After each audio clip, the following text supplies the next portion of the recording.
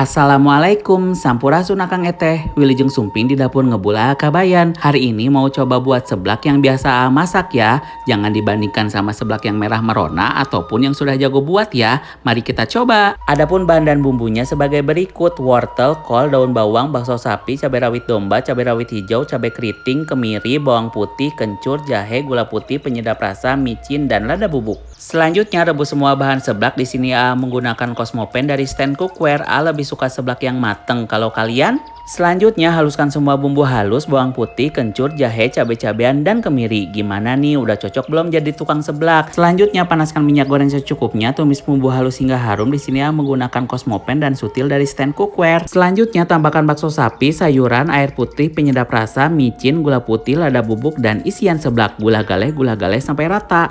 Nah, seblaknya sudah jadi nih. Selamat mencoba. Kalian wajib cobain.